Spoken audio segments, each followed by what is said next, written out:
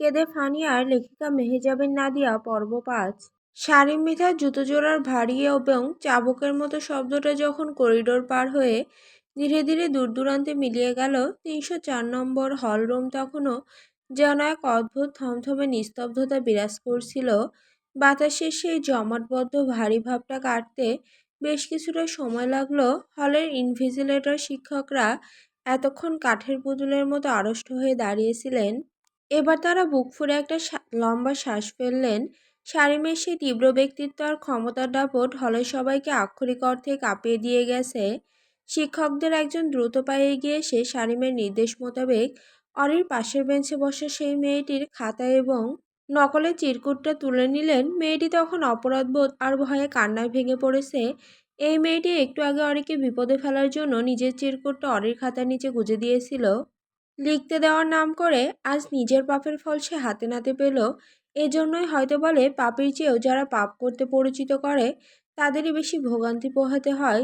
একজন শিক্ষক এসে মেয়েটিকে কঠোর ভাষায় তিরস্কার করে খাতা কেড়ে নিলেন এবং হল থেকে সোজা বহিষ্কার করে দিলেন। মেয়েটি যখন কাঁদতে কাঁদতে হলরুম থেকে বের হয়ে আসছিল, অরের মনে তখন তার জন্য করুণা আর খারাপ লাগা কাজ করতে থাকে। তবে ওর হাতে কিছুই করার ছিল না, নিয়তির বিচার এড়ানো যায় না। এদিকে হলের অন্য ছাত্রছাত্রীরা মনে মনে এক ধরনের স্বস্তি পাচ্ছিল বটে, কিন্তু সবার মনের ভেতরে একটা মস্ত বড় খটকা আর বিস্ময় তখন ঘুরপাক খাচ্ছিল। সবাই আর চোখে তাকাচ্ছিল মাঝখানের সারির সেই মেয়েটির দিকে, অর্থাৎ অরির দিকে। পুরো হলের শিক্ষার্থীদের মনে একটাই প্রশ্ন, মাননীয় শিক্ষামন্ত্রী কেন এই মেয়েটার খাতার নিচে স্পষ্ট নকলের কাগজ দেখার পরও কিচ্ছু বললেন না, শুধু কেড়েই নিলেন না, বরং অত্যন্ত যত্ন সহকারে খাতাটা আবার হার্ডবোর্ডের ক্লিপে আটকে দিয়ে গেলেন। এমনকি যাওয়ার আগে স্পষ্ট নির্দেশ দিয়ে গেলেন, এই মেয়েটির খাতা একদম পরিষ্কার, ও নিজের মেধায় লিখছে, ওকে যেন কেউ ডিস্টার্ব না করে। এই অলৌকিক ক্ষমার রহস্য কি? এই একটা প্রশ্নই হলের দেওয়ালে দেওয়ালে প্রতিধ্বনিত হচ্ছিল। বেঞ্চে বসে থাকা অরি নিজের অবস্থা তখন স্বাভাবিক ছিল না। ও পাথরের মূর্তির মতো মাথা নিচু করে বসেছিল। ওর বুকের ভেতরটা তখন কামারের দোকানের নেহাইয়ের মতো ধরফর করে কাঁপছিল। অরি নিজের ফর্সা দুটো হাত দিয়ে শক্ত করে খাটের বেঞ্চের কোণাটা ধরে রেখেছিল। চোখের কোণায় জমে থাকা ভয়ের নোনা জলটা তখনও শুকায়নি। মনে মনে ভাবছিল, ও কি আসলে বেঁচে গেল, নাকি এটা কোনো অলীক স্বপ্ন। কিছু সময় পার হওয়ার পর অরি খুব ধীরে ধীরে ওর মাথাটা উপরে তুলল। চোখের ওপর চশমাটা আলতো করে ঠিক করে নিয়ে ও নিজের খাতার দিকে তাকায়। খাতাটা ঠিক সেভাবেই, সেই ক্ষমতাধর পুরুষটি গুছিয়ে রেখে গেছেন ঠিক সেভাবেই আছে। আর একটা দীর্ঘশ্বাস ফেলল। ওর ফর্সা গাল দুটোতে ভয়ের সেই লালচে ভাবটা কমে এখন এক অদ্ভুত লজ্জার রং ধারণ করেছে। মনে মনে ভাবল, লোকটা আমার সঙ্গে এমন কেন করলো? সকালেই তো আমাকে ডিভোর্স দিলেন। আচ্ছা, আমাকে ডিভোর্স দেওয়ার পর তো লোকটার ঘাট থেকে একটা উটকো ঝামেলা নেমে গেছে, এখন উনি পুরোপুরি দায়মুক্ত। সেজন্যই বোধহয় আমার উপর এই করুণা দেখিয়েছেন। তবে যাই হোক না কেন, অরির জন্য তা জীবনের এক চরম শিক্ষা হয়ে রইল। অরি এটাকে নিজের জীবনে দ্বিতীয় সুযোগ ভেবে নিল। ওর বাবা আরিশান মিধার সম্মান, ওর নিজের ডাক্তার হওয়ার স্বপ্ন, সবকিছু এক মুহূর্তে ধুলোয় মিশে যেত নয়তো। অরি বেশিক্ষণ এই চিন্তায় মগ্ন থাকার সুযোগ পেল না। পরীক্ষার আর মাত্র অল্প কিছু সময় বাকি। ও নিজেকে শক্ত করলেও নিজের মনকে শান্ত করে রিডিং গ্লাসটা নাকের ওপর ভালো করে চেপে ধরে আবার কলম হাতে তুলে নিল। এবার ও আর কারো দিকে তাকালো না, কোনো চিরকুটের সাহায্য নিল না। নিজের মগজে এতদিনে জমানো সমস্ত পড়া, সমস্ত মেধা ঢেলে দিয়ে ও দ্রুত গতিতে খাতার বাকি উত্তরগুলো বানিয়ে বানিয়ে লিখতে শুরু করলো। পরীক্ষায় শেষ ঘন্টা বাজার আগে ও অত্যন্ত সুন্দরভাবে ওর বাকি পরীক্ষাটা শেষ করলো। অরে নিজের খাতাটা ইনভিজিলেটর স্যারের হাতে জমা দিয়ে একটা পরম তৃপ্তির শ্বাস ফেলল। স্যারও খাতাটা নেওয়ার সময় অরের দিকে কেমন একটা সমীহ আর সম্মানের দৃষ্টিতে তাকালেন। শারীন মৃধার সেই কড়া নির্দেশের পর কলেজের কোনো স্টাফের সাধ্য ছিল না অরির দিকে বাঁকা চোখে তাকায়।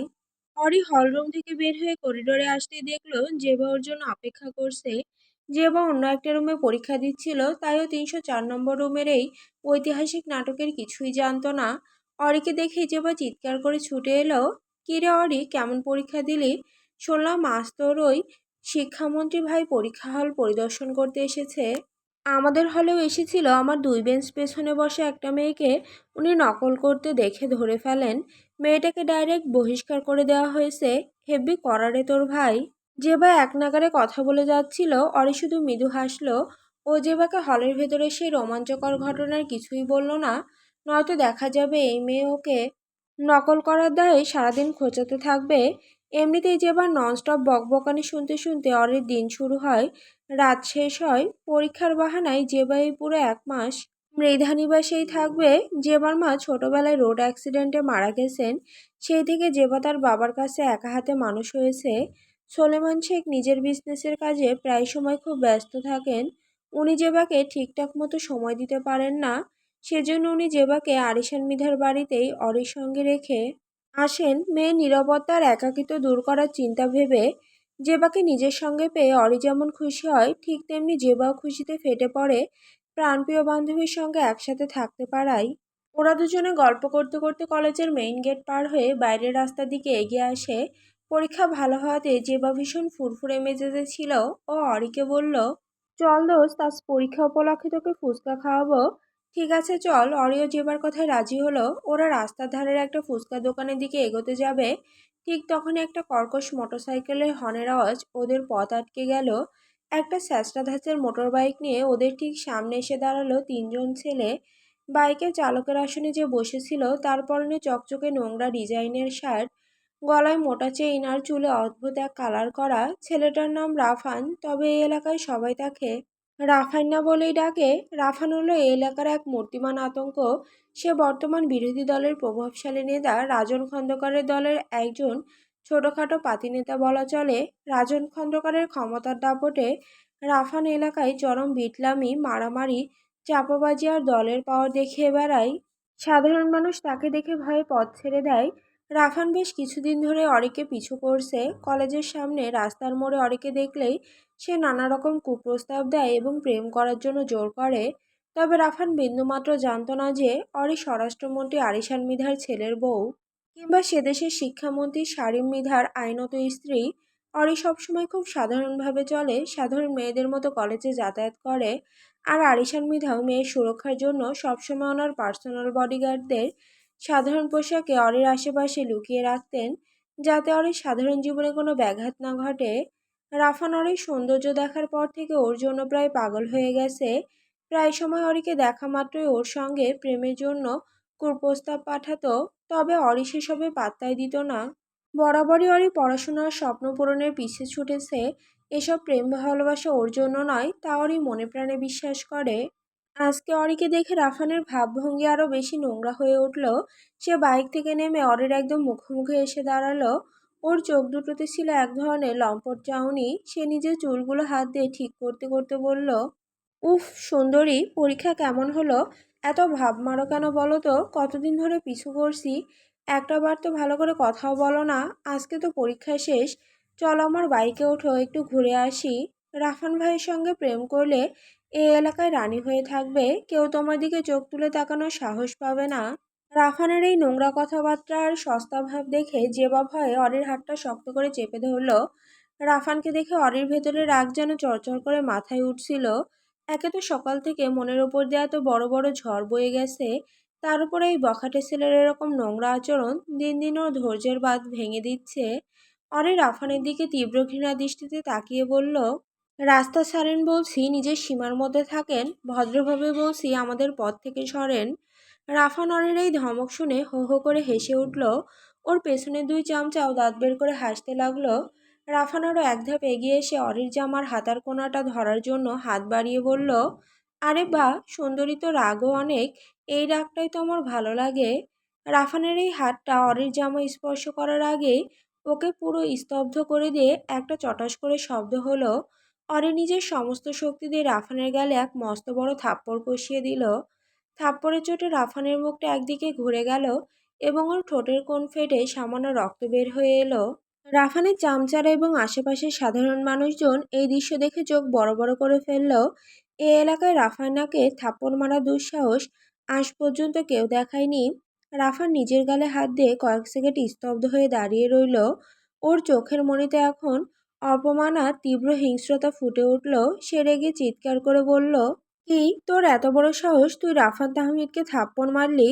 আজ তোকে আমি রাফান অরির দিকে হাত তুলতে যাবে, ঠিক তখনই যেন আকাশ থেকে বজ্রপাত হলো।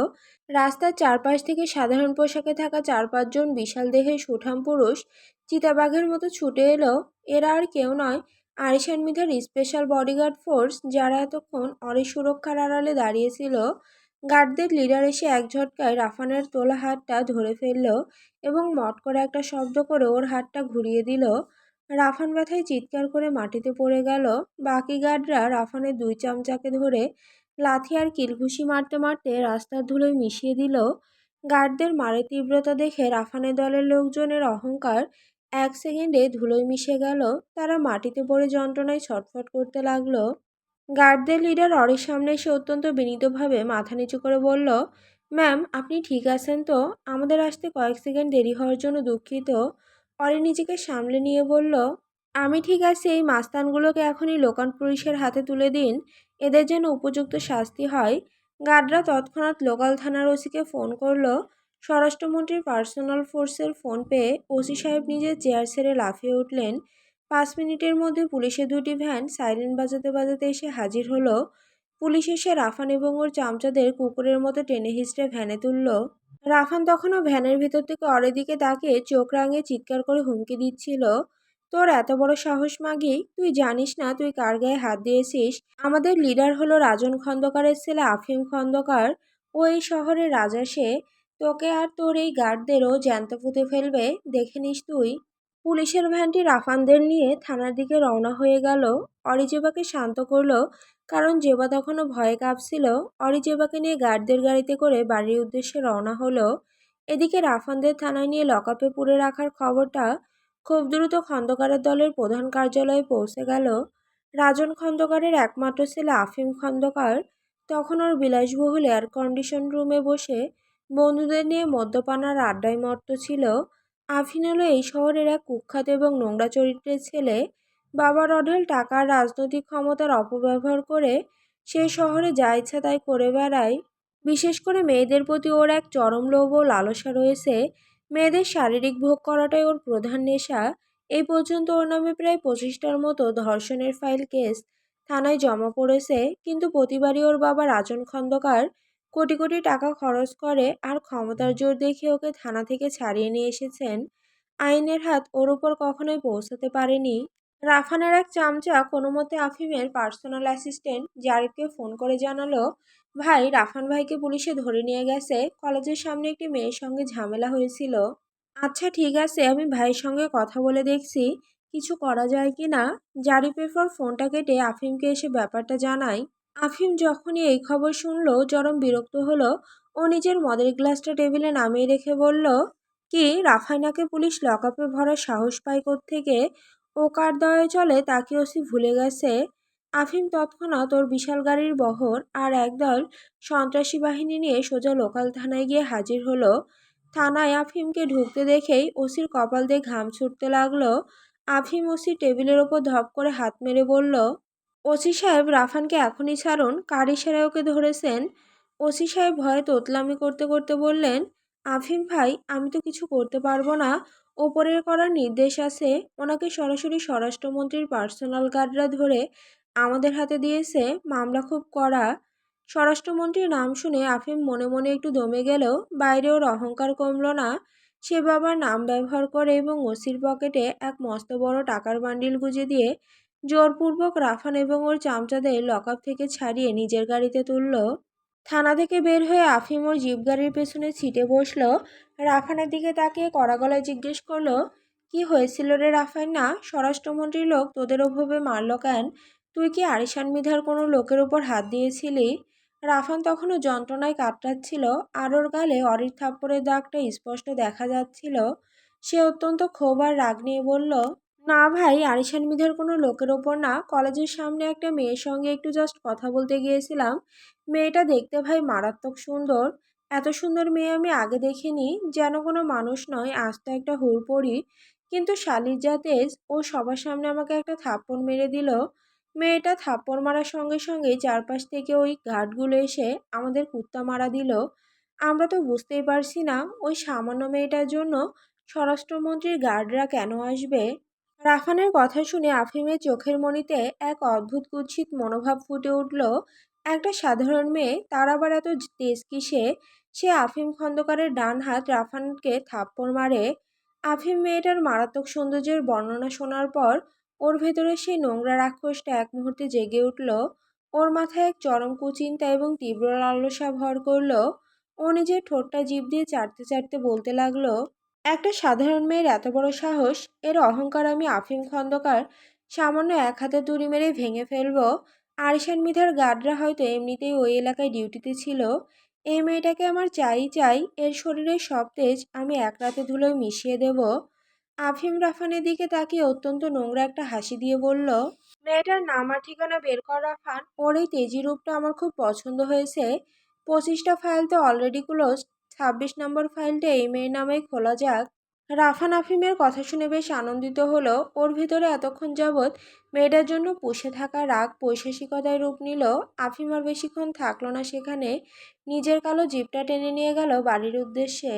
খন্দকার ভিলার বিশাল ড্রয়িং রুম, সোফায় হেলান দিয়ে বসে খবরের কাগজে চোখ বোলাচ্ছিলেন রাজন খন্দকার। পাশে রাখা টেবিল থেকে ধোয়া ওঠা কফির কাপটা হাতে নিলেন।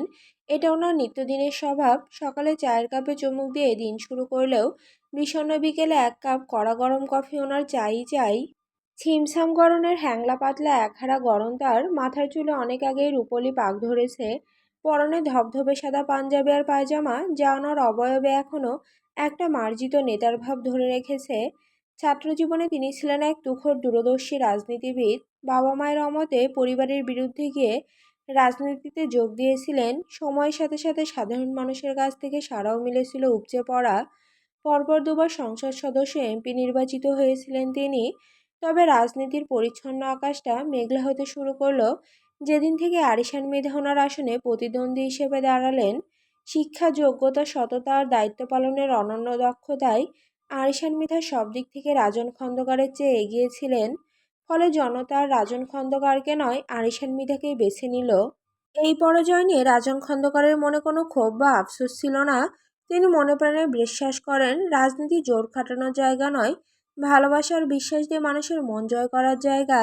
জনগণ যার কাছ থেকে ভরসা আর নিরাপত্তা পাবে তার দিকেই ছুটবে। আরিশান মিঠাকে তিনি মনে মনে এই দায়িত্বের জন্য যোগ্য ব্যক্তি বলেই গণ্য করেন। রাজনীতি তিনি একেবারে ছেড়ে দেননি, প্রতিবারই নির্বাচনে দাঁড়ান। কিন্তু বিজয়ের মালাটা প্রতিবারই আরিশান মিধার গলায় ওঠে। এটা ভেবে মাঝে মধ্যে একটা দীর্ঘশ্বাস বেরিয়ে আসে ওনার বুক চিরে। জনগণের আস্থা আজ ওনার উপর কতটা কমে গেছে। অবশ্য এলাকার ছোট বড় সবাই এখন ওনাকে ব্যক্তি হিসেবে শ্রদ্ধা করে, সম্মান দেয়। এইটুকুই যা ওনার প্রাপ্তি। মানুষের সেই ভালোবাসাটুকু পেলে ভেতরে দীর্ঘশ্বাসটা ক্ষণিকের জন্য হলেও বাতাসে মিলিয়ে যায়। কিন্তু রাজনীতির ময়দানে শান্ত থাকলেও নিজের ঘরোয়া জীবনে রাজন খন্দকারের বিন্দুমাত্র শান্তি নেই। নিজের একমাত্র ছেলেকে নিয়ে ওনার যন্ত্রণার শেষ নেই। ছেলে ক্ষমতার দাপট দেখিয়ে মারপিট করে পুরো এলাকায় সন্ত্রাসী রাজত্ব কায়েম করেছে, জড়িয়ে পড়েছে শহরের সমস্ত নোংরা এবং অপরাধমূলক কর্মকাণ্ডে। আজ এই পড়ন্ত বয়সে এসে রাজন খন্দকার নিজের ভুলটা বুঝতে পারেন। মা মরা ছেলেটাকে ছোটবেলা থেকেই বড্ড অবহেলা করেছিলেন তিনি।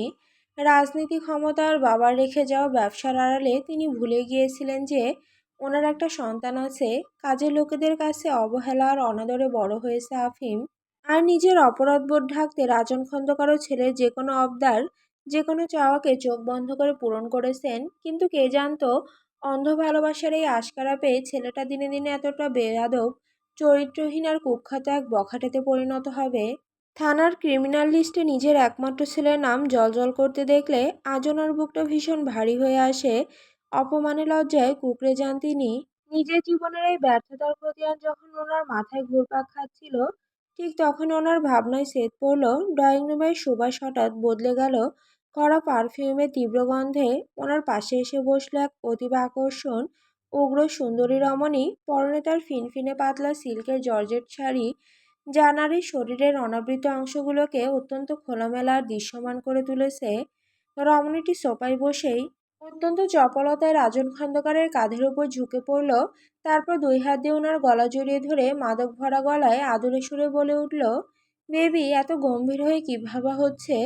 খবরের কাগজে দেশ দুনিয়ার খবর তো রোজই পড়ো। আজকে কি নিজের এই রূপসী বউটার দিকে একটু তাকানো যাবে না? রাজন খন্দকার কফির কাপটা টেবিলে নামিয়ে রেখে একটা মৃদু হাসলেন।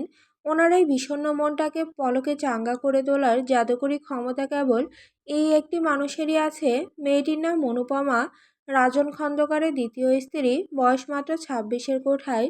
রাজন খন্দকারের চেয়ে বয়সে অর্ধেকেরও ছোট অনুপমা দেখতে যেমন মোহনীয়, তেমনি চতুর।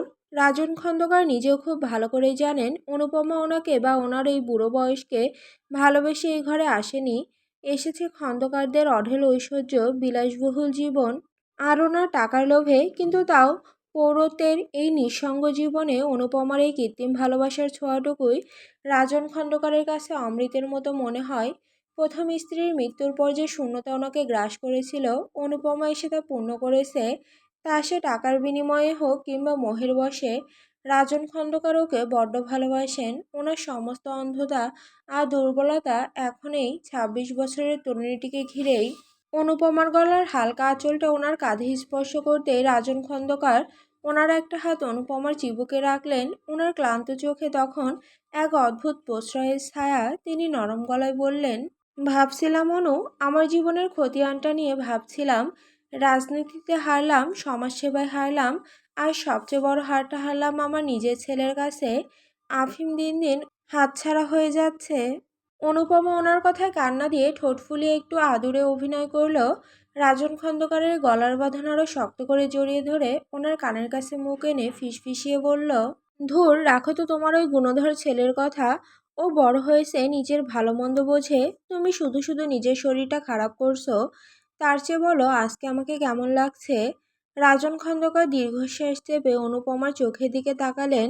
পাতলা জর্জেট শাড়ির আড়ালেও শরীরের উন্মুক্ত সৌন্দর্য আর চটুল চাহনি যে কোনো পুরুষকে ঘায়েল করার জন্য যথেষ্ট। তিনি অনুপমার কোমরে হাত রেখে একটু টেনে নিজের আরও কাছে এনে বললেন, তোমাকে তো সবসময়ই পরীর মতো লাগে অনু। অনুপমা খিলখিল করে হেসে উঠল। সে হাসির শব্দে ড্রয়িং রুমের গুমট ভাবটা যেন কেটে গেল। কিন্তু ড্রয়িং রুমের সেই চটুল পরিবেশটা বেশিক্ষণ স্থায়ী হলো না। অনুপমা যখন রাজন খন্দকারের কাঁধে মাথা রেখে ওনার কফির কাপটা সরিয়ে দিচ্ছিল, ঠিক তখনই খন্দকার ভিলার সদর দরজাটা সশব্দে খুলে গেল। বাইরে তপ্ত দুপুরের চেয়েও উত্তপ্ত এক আবহাওয়া সঙ্গে নিয়ে ড্রয়িং রুমে প্রবেশ করল আফিম। ভেতরে ঢুকেই সোফায় নিজের বাবার পাশে অনুপমাকে ওভাবে ঘেঁষে বসে থাকতে দেখে আফিমের ঠোঁটের কোণে একটা তাচ্ছিল্যের হাসি ফুটে উঠল। ও নিজের হাতে চাবির রিংটা খটখট শব্দে ঘোরাতে ঘোরাতে ড্রয়িং রুমের মাঝখানে এসে দাঁড়ালো। ছেলের এই উদ্ধত ভঙ্গি আর অবয়ব দেখা মাত্রই রাজন খন্দকারের ভেতরে শান্ত মানুষটা মুহূর্তে কঠোর হয়ে উঠল। তিনি অনুপমাকে নিজের কাছ থেকে সামান্য সরিয়ে দিয়ে সোজা হয়ে বসলেন। ওনার কণ্ঠস্বরে এতক্ষণের নরম ভাবটা কেটে গিয়ে এক গম্ভীর ও ক্ষুব্ধ স্বর প্রকাশ পেল। থানায় গিয়ে আবার কি কীর্তি করে এলি আফিম? তোকে আমি কতবার বারণ করেছি এই সমস্ত নোংরামি বন্ধ করতে। রাজন খন্দকার সোফা থেকে উঠে দাঁড়িয়ে কড়া গলায় বললেন। ওনার সমস্ত শরীর রাগে কাঁপছিল। আফিম নিজের পকেটে হাত গুজে বাবার দিকে তাকিয়ে একটা সস্তা ও তাচ্ছিল্য ভরা হাসি দিল। অত্যন্ত অবহেলার সুরে বলল, বাবা তুমিও না ঘরে পা দিতে না দিতেই শুরু করে দিলে। তোমার ওই লেকচারগুলো এবার বন্ধ করো তো। থানায় কি হয়েছে না হয়েছে তা তোমার চেয়ে ভালো কেউ জানে না। আমার লোককে পুলিশে ধরে নিয়ে যাবে আর আমি হাত গুটিয়ে বসে থাকবো। খন্দকার পরিবারের ক্ষমতাটা কি তুমি বিলিয়ে দিয়েছো নাকি? মুখ সামলে কথা বল আফিম। রাজন খন্দকার চিৎকার করে উঠলেন, তুই যাকে ক্ষমতা বলিস সেটা ক্ষমতা নয়, ওটা গুন্ডামি।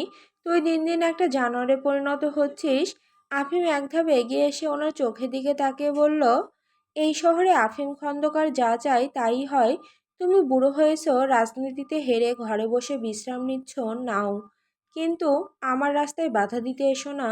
আমি রাফানকে ছাড়িয়ে এনেছি আমার ইচ্ছেতেই। যে মেয়েটা আমার লোকের গায়ে হাত তুলেছে তাকে আমি দেখে নেব। তুই একটা চরম চরিত্রহীন। রাজন খন্দকার আর নিজের রাগ সংবরণ করতে পারলেন না। ওনার হাতটা রাগে কাঁপতে লাগলো। 25টা ধর্ষণের কেস তোর নামে, প্রতিবার তোকে বাঁচিয়ে আমি সমাজের বুকে মুখ দেখাতে পারি না, আর আজ আবার একটা নতুন মেয়ের পেছনে লাগছিস। তোকে আমি জন্ম দিয়ে জীবনের সবচেয়ে বড় ভুল করেছি। আফিম এবার উচ্চস্বরে হেসে উঠল, যা ড্রয়িং রুমের দেওয়ালে দেওয়ালে প্রতিধ্বনিত হতে লাগলো। ভুল তো তুমি করেছই বাবা, বিরাট বড় ভুল।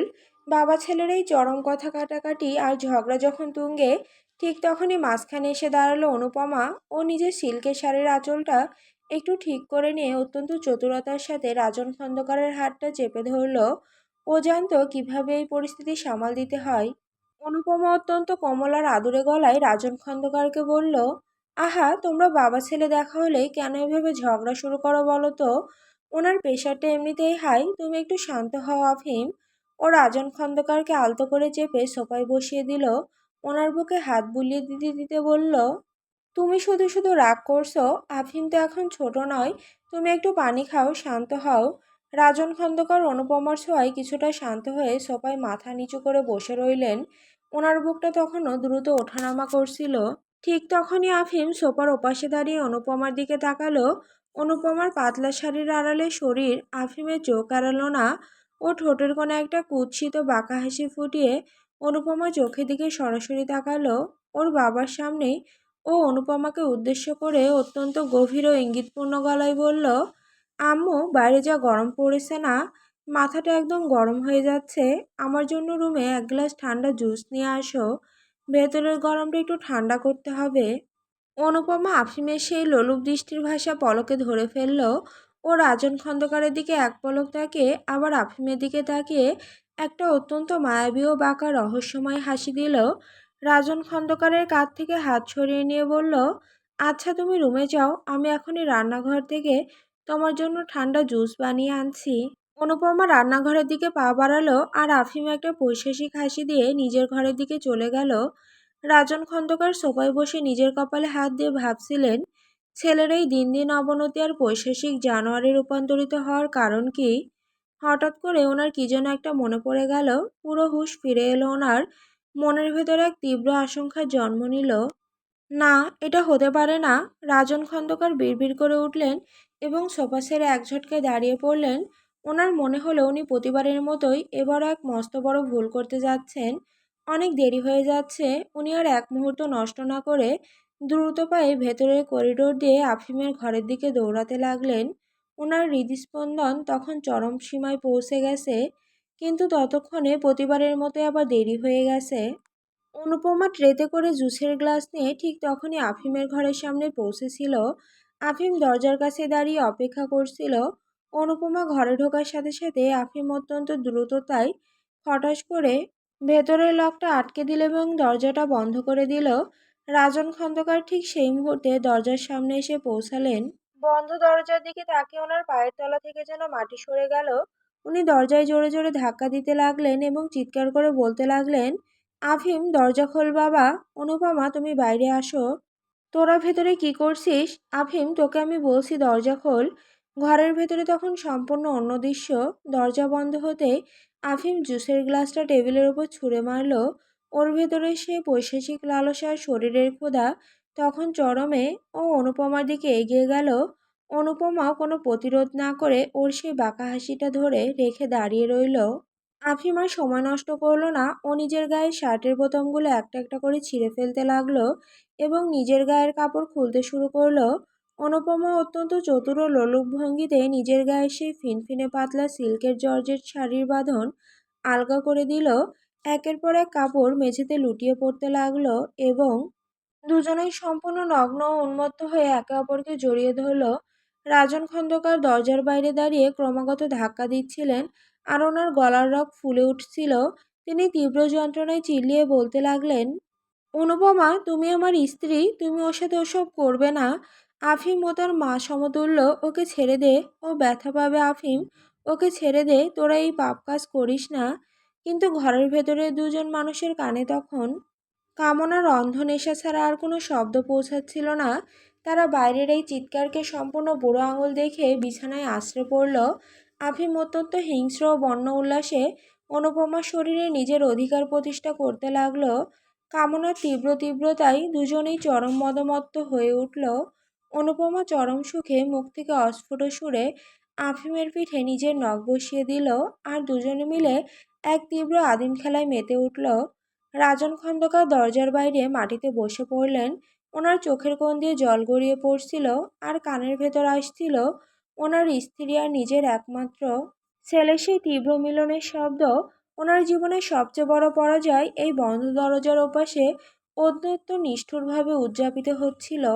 দুপুরের কড়া রোদের তীব্রতা কমে বিকেলের আকাশে তখন হালকা মেঘের আনাগোনা। জানলা দিয়ে আসা মৃদু শীতল হাওয়া ঘরের রেশমি পর্দাগুলোকে আলতো করে দুলিয়ে দিচ্ছিল, কিন্তু প্রকৃতির সেই ফুরফুরে আবহাওয়া পারছিল না জেবা আর অরির মাথার ওপর চেপে বসা কঠিন পড়ার চাপকে বিন্দুমাত্র হালকা করতে। আজকের পরীক্ষার সেই জটিল প্রশ্নপত্র জেবা আর অরিকে এক কঠিন বাস্তবতার সম্মুখীন দাঁড় করিয়ে দিয়েছে। ওরা হাড় হাড় টের পেয়েছে, এইচএসসির এই তরুণী পার হতে হলে শুধু সাজেশনের ওপর ভরসা করে বসে থাকলে চলবে না। প্রশ্নকর্তারা যে যে কোনো মুহূর্তে গুগলি ছুটতে পারেন, তার প্রমাণ আজ ওরা হাতে নাতে পেয়েছে। তাই দুজনে মিলে ঘরে ফিরেই এক অলৌকিত পণ করে ফেলেছে। প্রশ্ন যতই কঠিন হোক, উদ্দীপক যতই ঘুরিয়ে আসুক না কেন, সিলেবাসের প্রতিটি পাতা তারা এমনভাবে খুঁটিয়ে পড়বে যেন কোনো খামতি আর অবশিষ্ট না থাকে। আগামীকালের পরীক্ষার জন্য নিজেদের সেরা প্রস্তুতিটা ওরা আজকেই নিয়ে ছাড়বে। দোতলায় পড়ার ঘরটাকে যেন একটা ছোটোখাটো যুদ্ধক্ষেত্র তৈরি হয়েছে। টেবিল, সোফা, এমনকি মেঝের এক কোণাতেও ছড়ানো ছিটানো রয়েছে রাশি রাশি বই খাতা আর হরেক রঙের হাইলাইটার। জেবা মেয়েটা স্বভাবগতভাবে একটু চঞ্চল প্রকৃতির। এক জায়গায় সোজা হয়ে বসে বেশিক্ষণ পড়াশোনা করা ওর কুষ্টিতেই নেই। ও প্রথমে বেশ কায়দা করে টেবিল চেয়ারে বসে পড়া শুরু করেছিল, কিন্তু আধা ঘন্টা যেতে না যেতেই ওর পিঠ আর কোমরে ব্যথা চাড়া দিয়ে উঠল। ও ব্যাকরণের মোটা বইটা হাতে নিয়ে ধপ করে গিয়ে শুয়ে পড়ল তুলতুলে খাটের ওপর। উপর হয়ে শুয়ে দুই কোণের ওপর ভর দিয়ে পা দুটো বাতাসে দুলিয়ে ও পড়াশোনা মুখস্থ করার আপ্রাণ চেষ্টা করতে লাগলো। ওর ঠোঁট দুটো অনবরত বিড়বিড় করে নড়ছে। কিন্তু এভাবেও বেশিক্ষণ টেক্কা দেয়া গেল না। একটু পরেও চিত হয়ে শুয়ে বইটা চোখের সামনে ধরে পড়তে লাগলো। কিছুক্ষণের মধ্যে যেবার মনে হলো এভাবে শুয়ে পড়লে পড়াশুনো নয়, বরং কুম্ভকর্ণের ঘুম চলে আসতে পারে। তাই ও এক ঝটকায় খাট থেকে নেমে সোজা দাঁড়িয়ে পড়ল। এবারও ঘরের এক মাথা থেকে অন্য মাথায় অস্থির পায়ে পায়চারি করতে করতে পড়তে লাগলো। বইয়ের দিকে তীক্ষ্ণ চোখ রাখছে আর জোরে জোরে মুখ ফুলিয়ে পড়াগুলো আওড়াচ্ছে, যেন কোনো বিশাল জনসভায় দাঁড়িয়ে জ্বালাময়ী ভাষণ দিচ্ছে। যেবারে বিচিত্র পড়ার ভঙ্গি দেখে ঘরের এক কোণায় থাকা কাজের মেয়ে সুফিয়া ঘর মুছতে এসে দরজায় হাঁ করে দাঁড়িয়ে রইল। বেচারি নিজের চোখকে বিশ্বাস করতে না পেরে মনে মনে ভাবল, ছোট আপার বান্ধবীর কি মাথাটা পুরোই খারাপ হইয়া গেল নাকি? একবার শোয়, একবার বসে, আবার খাড়াইয়া চিল্লাইয়া পড়ে। এগুলো আবার কেমন পড়া? বাপের জন্মেও কাউরে এমনে পড়তে দেখি নাই। কিন্তু যেবার সেদিকে কোনো ভ্রুক্ষেপ নেই। ওর লক্ষ্য এখন একটাই, আজ রাতের মধ্যে পুরো সিলেবাস শেষ করতে হবে। এদিকে অরি খুব ভালো করে বুঝতে পারছিল একটানা পড়ার কারণে ওদের দুজনেরই মগজের গ্লুকোজের মাত্রা একদম শূন্যের কোঠায় নেমে গেছে। বিশেষ করে যেভাবে শারীরিক কসরত করে ক্লান্তিহীন যুদ্ধ চালিয়ে যাচ্ছে, ওর এখনই কিছু পুষ্টিকর এবং ঠান্ডা এনার্জি ড্রিঙ্কস দরকার। তাই অরি বইটা হাতে নিয়ে ধীর পায়ে নিচে নেমে এলো রান্নাঘরের দিকে। মৃধা নিবাসের বিশাল ও আধুনিক রান্নাঘরটা দিনের এই সময় একদম পরিষ্কার পরিচ্ছন্ন আর শান্ত থাকে। অরি রান্নাঘরে ঢুকেও কিন্তু ওর পড়া থামলো না। ও বাম হাতে মোটা বইটা শক্ত করে ধরে রাখলো আর ডান হাত দিয়ে নিখুঁত নিপুণতায় ফ্রিজ খুলে চকলেট সিরাপ, ঠান্ডা দুধ আর ভ্যানিলা আইসক্রিমের বক্সটা বের করলো। রান্নাঘরের মার্বেল কাউন্টারের ওপর বইটা খোলা। অরি ব্লেন্ডারে জগে দুধ ঢালছে আর একই সাথে ওর চোখ নিবদ্ধ রয়েছে বইয়ের পাতার দিকে। ও এক নজর বইয়ের দিকে তাকাচ্ছে, একটা কঠিন অনুচ্ছেদ মনে মনে আওড়াচ্ছে, আর তারপর চকলেট সিরাপের বোতলটা চেপে ব্লেন্ডারে ঢালছে। আইসক্রিমের স্কুপ দিয়ে আইসক্রিম তোলার সময়ও মুখ ফুটিয়ে জোরে জোরে পড়ছে। রান্নাঘরের প্রধান শেফ শাহিন মিয়া তখন পাশে দাঁড়িয়ে রাতের রান্নার জন্য সবজি কাটছিলেন। তিনি অরির এই এক ঢিলে দুই পাখি মারার কায়দা দেখে পুরোপুরি তাজ্জব বনে গেলেন। তিনি জীবনে অনেক পরীক্ষার্থী দেখেছেন, কিন্তু ব্লেন্ডার চালানো তীব্র শব্দের ওপর দিয়ে পড়া মুখস্থ করার মতো অলৌকিক দৃশ্য তিনি কখনো দেখেননি। শাহিন মিয়া কিছুটা ভড়কে গিয়ে বিনীত স্বরে বললেন, ছোট আম্মা, আপনি একটু বইসা পড়েন না, আমি মিল্কশেকটা বানাইয়া দেই। আপনার আবার পড়াশোনার ভুল হইয়া যাইব। অরি বই থেকে চোখ না তুলে ওনার দিকে তাকিয়ে মিষ্টি করে হেসে বলল, না আঙ্কেল, একদম ঠিক আছে, আমি নিজেই বানাচ্ছি। হাত সচল থাকলে মাথাও দ্রুত চলে। আপনি আপনার কাজ করুন। অরি ব্লেন্ডারের সুইচটা অন করে দিল। র র র শব্দে ব্লেন্ডার ঘুরতে লাগলো, আর সেই শব্দের তীব্রতা ছাপে অরির কোমল কিন্তু দৃঢ় কণ্ঠস্বর শোনা যেতে লাগলো, যা আপন মনে পড়া মুখস্থ করছিল। মিল্কশেক তৈরি শেষ হতেই ওর দুটো কাচের লম্বা গ্লাসের ওটা ঢাললো। ওপর থেকে কিছুটা চকলেট কুচি ছড়িয়ে দিয়ে ট্রেতে করে গ্লাস দুটো আর বইটা নিয়ে ও আবার ওপরের ঘরের দিকে রওনা দিল। সাধারণত এই সময়ে স্বরাষ্ট্রমন্ত্রী আরিশান মৃধা কাজ শেষ করে বাড়ি ফেরেন। ড্রয়িং রুমে ওনার গম্ভীর কণ্ঠস্বরের উপস্থিতি টের পাওয়া যায়। কিন্তু আজ স্বরাষ্ট্র মন্ত্রণালয়ের এক অত্যন্ত গুরুত্বপূর্ণ এবং জরুরি রাষ্ট্রীয় বৈঠক থাকায় ওনার ফিরতে বেশ দেরি হবে। উনি আগেই ফোন করে অরিকে জানিয়ে দিয়েছেন যেন ওরা ওনার জন্য অপেক্ষা না করে রাতের খাবার খেয়ে নেয় এবং মন দিয়ে পড়াশুনো করে। বাবার এই অনুপস্থিতি যেন অরিকে মনে মনে আরো বেশি দায়িত্বশীল করে তুলেছে। অরি ট্রে হাতে রুমে ঢুকতে দেখলো জেবা তখন ক্লান্ত হয়ে মেঝের কার্পেটের ওপরই শটান শুয়ে পড়েছে আর বইটা ওর মুখের ওপর উল্টো হয়ে পড়ে আছে। দৃশ্যটা দেখে অরি শব্দহীন হেসে ফেলল।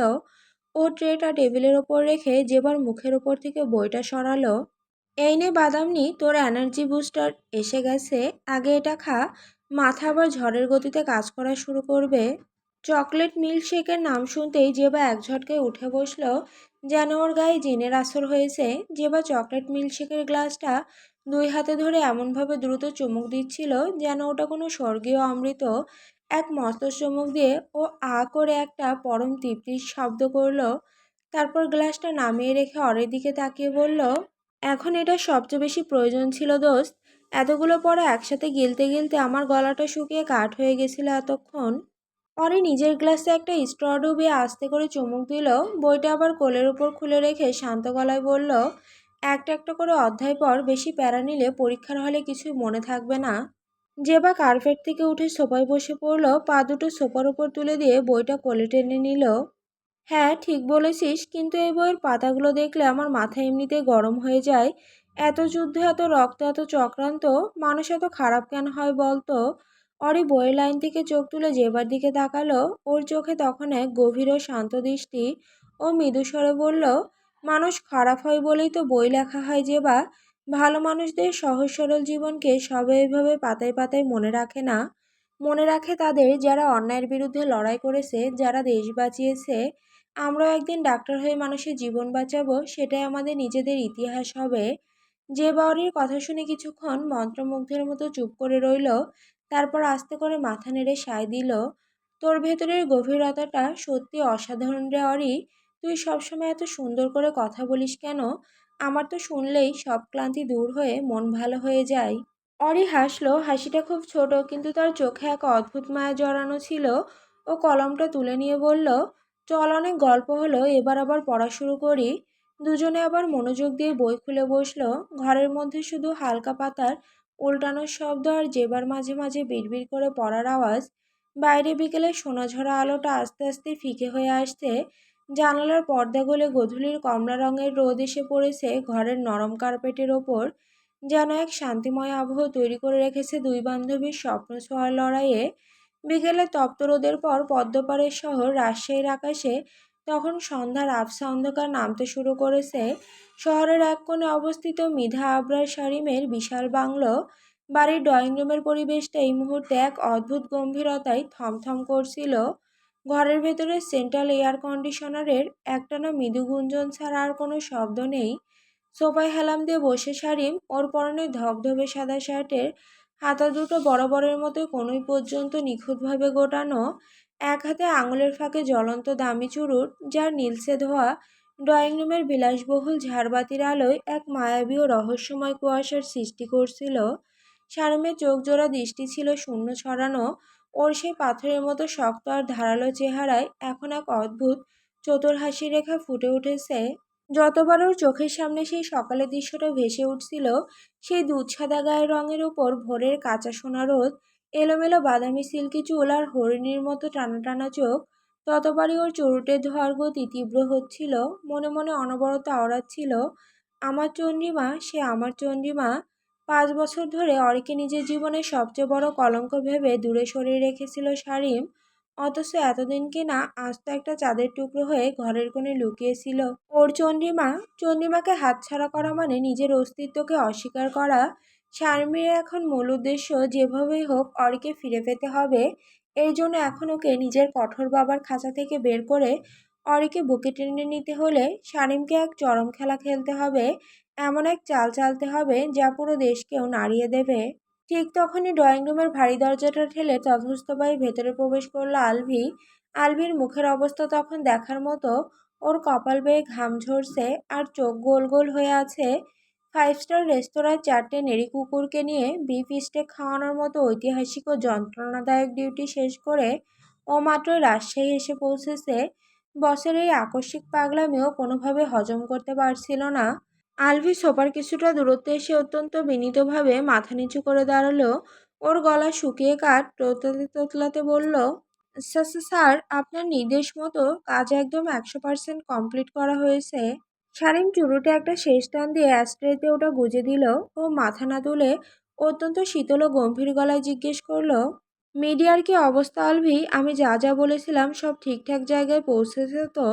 আলভি পকেট থেকে রুমাল বের করে কপালের ঘাম মুছল ও ঢোক গিলে বলল, জি স্যার, দেশের সব বড় বড় নিউজ চ্যানেল, অনলাইন পোর্টাল আর প্রিন্ট মিডিয়ায় টপ রিপোর্টার আছে, সবাইকে অত্যন্ত গোপন মাধ্যমে খবর পৌঁছে দেওয়া হয়েছে। আলভি একটু থামলো। ওর কৌতূহলী ও ভীত মগজটা আর নিজের কৌতূহল চেপে রাখতে পারল না। ও নিজের 2 হাত কসলাতে কসলাতে ভ্রুকুচকে জিজ্ঞেস করলো, কিন্তু স্যার, একটা ছোট প্রশ্ন ছিল। বলো। আপনি আর আমি তো এখানে একদম সুস্থ সবল অবস্থায়, তাহলে বাইরে মিডিয়াতে আপনার উপর হামলার এই আগামভুয়া খবর ছড়ানোর মানেটা কি স্যার? আসলে কার উপর হামলা হতে চলেছে, কে সেই দুর্ধর্ষ সন্ত্রাসী যে আমাদের এই বাড়িতে অ্যাটাক করবে? শারীন কোনো উত্তর দিল না। ও সোফা থেকে অত্যন্ত ধীর ভঙ্গিতে উঠে দাঁড়ালো। ওর সুঠাম দীর্ঘ অবয়ব ড্রয়িং রুমের আলোয় এক তীব্র দাপট ফুটিয়ে তুলল। শারীন আলভির দিকে তাকিয়ে এক রহস্যময় বাঁকা হাসি দিল। শারীন যখন হাসে তখন ওর ধারালো চোয়ালের শিরাগুলো এক অদ্ভুত পুরুষালী হিংস্রতায় কেঁপে ওঠে। শারীন আলভিকে কিছু বলার আগেই ড্রয়িং রুমের পেছনে দরজা দিয়ে একে একে প্রবেশ করলো প্রায় 10-12 জন বিশাল দেহের মানুষ। এদের প্রত্যেকের পরনে কুচকুচে কালো রঙের পোশাক, মুখে কালো কাপড়ের মাস্ক আর চোখে অন্ধকার চশমা। দেখতে হুবহু পেশাদার কোনো গ্যাংস্টার বা দুর্ধর্ষ সন্ত্রাসী বাহিনীর মতো লাগছে।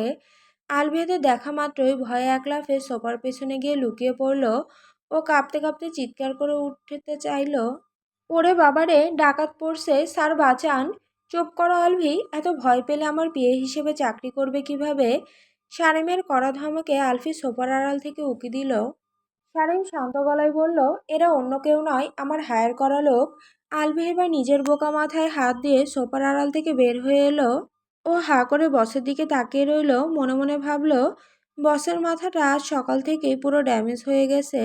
সকালে রাস্তায় 4টা নোংরা কুত্তাকে 5 স্টার রেস্তোরাঁয় নিয়ে লাখ টাকার বিফ স্টেক খাওয়ালো, আর এখন নিজের বাড়িতে নিজের টাকা দিয়ে 10-12টা লোক ভাড়া করে গুন্ডা সাজিয়ে বসিয়ে রেখেছে।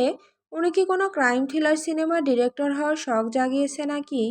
শাড়িমোর প্যান্টের পকেট থেকে একটা চকচকে কুচকুচে কালো রঙের লাইসেন্স রিভলভার বের করলো।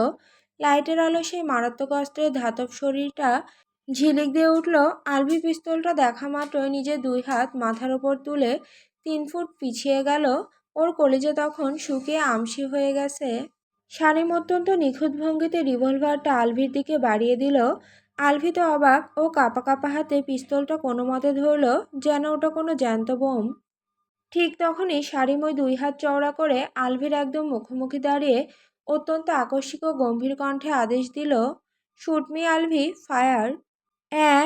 আলভির হাতের পিস্তলটা প্রায় হাত থেকে খসে পড়ার দশা হলো। ও নিজের কানকে বিশ্বাস করতে পারল না। ও চোখ দুটো চড়ক গাছ করে বসের দিকে তাকিয়ে রইল। ও ভাবল, ও নির্ঘাত কোনো হরর স্বপ্ন দেখছে। স্যার, কি বললেন? আমি আমি আপনাকে গুলি করব? আমার 14 গোষ্ঠী তো ফাঁসি হয়ে যাবে স্যার। আমি তো মশা মারতেও ভয় পাই, আর আপনি দেশের মন্ত্রীকে গুলি করতে বলছেন? আমি তোমাকে যা বলেছি ঠিক তাই করো Alvi, this is my order. শারীমের গলার স্বর এবার আরও কঠোর ও বজ্রকঠিন হয়ে উঠল। আমার এই ডান হাতের বাহুতে সরাসরি গুলি করো। নিশানা যেন ঠিক থাকে, শুধু চামড়া ঘেঁষে মাংসপেশি ভেদ করে গুলিটা বেরিয়ে যাবে। কুইক। আলভি এবার পুরোপুরি বোকা বনে গেল। বেচারা কিছুতেই এই আত্মঘাতী কাহিনীর কোনো মাথামুন্ডু বুঝতে পারছিল না। ও পিস্তলটা ধরে কাঁপতে কাঁপতে বলল, না স্যার, আমার দ্বারা এই পাপ কাজ হবে না। আপনি দরকার হলে আমাকে চাকরি থেকে তাড়িয়ে দেন, আমাকে জ্যান্ত পুঁতে ফেলেন, তাও আমি আপনাকে শ্যুট করতে পারবো না। আপনি পাগল হয়েছেন নাকি স্যার? নিজেকেও গুলি করাই? শারীন এক ধাপ এগিয়ে এসে আলভির শার্টের কলারটা এক হাত দিয়ে খপ করে ধরে ফেলল। ওর চোখ দুটোর আগে ও যে লাল হয়ে উঠেছে। ও ধমক দিয়ে বলল, আলভি, তোমার ফালতু বকবকানি শোনার সময় আমার নেই। তুমি যদি এখন আমাকে শ্যুট না করো তবে এই পিস্তল দিয়ে আমি তোমার এই মাথায় গুলি করব। Choice is yours. শারিমের কড়া ও ভয়ঙ্কর ধমক খেয়ে আলভির প্যান্ট ভেজা দশা হলো। ও বুঝতে পারলো বস এখন পুরোপুরি সিরিয়াস। ও যদি এখন গুলি না চালায় তবে বস ওকে ইহলোক থেকে বিদায় করে দেবে। বাধ্য হয়ে আলভি চোখ দুটো শক্ত করে বন্ধ করে ফেলল। ওর পুরো শরীর তখন ম্যালেরিয়া রোগীর মতো কাঁপছে। ও কাঁপতে কাঁপতে পিস্তলটায় শারিমের ডান হাতের বাহুর দিকে তাক করল। ওর আঙুলটা টিগারের ওপর কাঁপছিল। ও মনে মনে আল্লাহর নাম জপতে জপতে বলল, ইয়া আল্লাহ, বসের মাথাটা আজ আসলেই গেছে। আমি স্রেফ ওনার হুকুম পালন করতেছি, আমাকে মাফ করে দিও।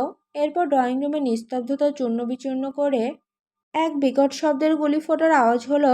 বারুদের তীব্র গন্ধ আর ধোঁয়ার পুরো ঘরটা ভরে গেল। শারিমের ডান হাতের বাহু ঘেঁষে গুলিটা নিখুঁতভাবে মাংসভেদ করে পিছনের দেওয়ালে গিয়ে আঘাত করলো। ফিনকি দিয়ে তাজা লাল রক্ত শারিমের সাদা শার্টের হাতা বেয়ে মেঝের দামি কার্পেটে পড়তে লাগলো। শারিম ব্যথায় চোখ মুখ সামান্য কুঁচকে ফেললেও ওর মুখ থেকে কোনো আর্তনাদ বের হলো না।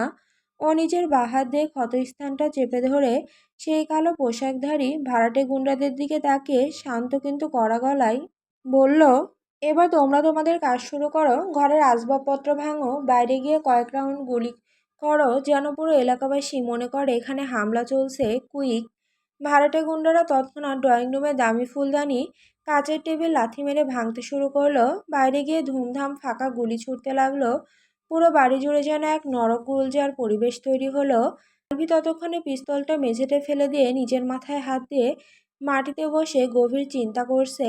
ভাবছিল, দেশের শিক্ষামন্ত্রীকে গুলি করে ফেলেছে, না জানি এখন ওর জীবনে আর কোনোদিন জেল থেকে বের হওয়া সম্ভব নয়। রাজশাহী মেডিকেল কলেজ হাসপাতালের এক বিলাসবহুল ভিআইপি কেবিন। ঘরের চারপাশটা একদম সাদা ও পরিষ্কার। জানলা দিয়ে বাইরে রাতের অন্ধকার দেখা যাচ্ছে। কেবিনের মেডিকেল বেডে শুয়ে আছে মৃধা আবরার শারীম। ওর ডান হাতটা ব্যান্ডেজে ঢাকা। আর সাদা শার্ট বদলে ও এখন হাসপাতালের হালকা নীল রঙের পেশেন্ট গাউন পরে আছে। কপালে সামান্য ঘামের ফোঁটা থাকলেও ওর চেহারায় কোনো যন্ত্রণার ছাপ নেই। বরং ও অত্যন্ত আরামদায়ক ভঙ্গিতে বালিশে হেলান দিয়ে বসে আছে। ওর বাম হাতে একটা চকচকে লাল আপেল আর ডান হাতের আঙুলগুলো ব্যান্ডেজের ভেতর থেকেও কোনো মতে সচল রেখে ও বাম হাত দিয়ে ফোনের স্ক্রিনে অত্যন্ত মনোযোগের সাথে ক্যান্ডি ক্রাশ গেম খেলছিল। শানিমে এক নজর ফোনের দিকে তাকাচ্ছে, একটা করে ক্যান্ডি ম্যাশ করছে আর অন্য হাত দিয়ে আপেলে মস্ত একটা কামড় বসাচ্ছে। ঠিক তখনই ক্যাবিনের দরজাটা ভয়ে ভয়ে একদম ইঞ্চি ইঞ্চি করে ফাঁক করে ভেতরে ঢুকলো আলভি। ও দরজার পাশে দাঁড়িয়ে চোখ বড় বড় করে বসের এই অদ্ভুত কাণ্ড দেখছিল। আলভি নিজের চোখে বিশ্বাস করতে পারছিল না। একে তো এই লোকটা নিজের টাকা খরচ করে লোক ভাড়া করে নিজের পিএকে দিয়ে নিজেকে গুলি করালো, আর এখন হাসপাতালে এত বড় ব্যান্ডেজ নিয়ে ব্যথানাশক ওষুধের কোনো বালাই ছাড়া অত্যন্ত আনন্দের সাথে বসে বসে আপেল খাচ্ছে আর মোবাইলে গেম খেলছে। মানুষের মগজ এতটা জটিল আর অদ্ভুত কিভাবে হতে পারে, তা আলভির ক্ষুদ্র বুদ্ধির বাইরে। শারিম আপেলে আরেকটা কামড় আলভির দিকে ফিরে তাকালো, বলল, টিভিটা অন করো তো আলভি, দেখি আমার অভিনয়ের রেটিং কেমন হলো। আলভি রিমোট দিয়ে ক্যাবিনেটের দেওয়ালে থাকা বড় এলইডি টিভিটা অন করে দিল। টিভি অন হতেই দেশের 1 নম্বর নিউজ চ্যানেলের ব্রেকিং নিউজের সেই পরিচিত তীব্র টোন বেজে উঠল। পর্দায় এক নারী রিপোর্টার অত্যন্ত উত্তেজিত ও নাটকীয় ভঙ্গিতে লাইভ রিপোর্টিং করছিলেন। ওনার ব্যাকগ্রাউন্ডে দেখা যাচ্ছে শামীমের রাজশাহী সেই বাংলো বাড়ি, যা এখন শত শত পুলিশ আর্মি ফোর্সের গাড়ি দিয়ে কর্ডন করা। চারিদিকে লাল নীল সাইরেনের আলো জ্বলছে। রিপোর্টার চিৎকার করে বলছিলেন, দর্শক, এই মুহূর্তে সবচেয়ে বড় ও চাঞ্চল্যকর ব্রেকিং নিউজ রাজশাহী থেকে সরাসরি জানাচ্ছি। দেশের অত্যন্ত জনপ্রিয় ও তরুণ শিক্ষামন্ত্রী মৃধা আবরার শারীমের ওপর এক মস্ত বড় ও সুপরিকল্পিত সন্ত্রাসী হামলা হয়েছে। আজ সন্ধ্যায় ওনার নিজ বাসভবনে একদল মুখোশধারী কালো পোশাক পরিহিত দুর্ধর্ষ আন্তর্জাতিক সন্ত্রাসী বাহিনী অতর্কিতে হানা দেয়। ওনার নিরাপত্তারক্ষীদের সাথে সন্ত্রাসীদের তুমুল গুলি বিনিময় হয়। আমাদের কাছে আসা সর্বশেষ খবর অনুযায়ী মাননীয় শিক্ষামন্ত্রী ওনার নিজের জীবন বাজি রেখে সন্ত্রাসীদের সাথে লড়াই করেছেন এবং ওনার ডান বাহুতে সরাসরি একটা গুলি লেগেছে। ওনাকে অত্যন্ত আশঙ্কাজনক অবস্থায় উদ্ধার করে পুলিশ ও আর্মি ফোর্সের কড়া পাহারায় স্থানীয় হাসপাতালে ভর্তি করা হয়েছে। পুরো রাজশাহী জুড়ে এখন রেড অ্যালার্ট জারি করা হয়েছে এবং দেশের আইন শৃঙ্খলা পরিস্থিতি নিয়ে জরুরি বৈঠক ডাকছেন প্রশাসন। টিভির এই লাইভ নিউজ দেখে আলভি হাঁ করে টিভির দিকে তাকিয়ে রইল, আর সোফায় বসা শারীন একচিলতে বিজয়ের হাসি হাসল। ওর এই নাটক যে এতটা সফল হবে তাও নিজেও ভাবেনি। শারীন আপেল খাওয়া শেষ করে ফোনটা টেবিলের ওপর রাখলো। ওর চেহারায় এখন এক গভীর ও দূরদর্শী শিকারীর চাতুর্য ফুটে উঠেছে। ও খুব ভালো করেই জানে এই নিউজের পর ঢাকার স্বরাষ্ট্র মন্ত্রণালয়ে কী ধরনের সুনামি বয়ে যাচ্ছে। ওর বাবা আরিশান মৃধা নিশ্চয়ই এতক্ষণে ওনার একমাত্র ছেলের ওপর এই হামলার খবর শুনে নিজের চেয়ারে স্থির থাকতে পারবেন না। শারীন হঠাৎ করে বেড থেকে পা দুটো নিচে নামিয়ে বসলো। ও আলভির দিকে তাকিয়ে অত্যন্ত গম্ভীর ও হুকুমের সুরে বলে উঠল, আলভি, এখনই হাসপাতালের বাইরে গিয়ে দেখো ওই স্বরাষ্ট্রমন্ত্রী আমার বাড়ি নিতে আসছে কি না।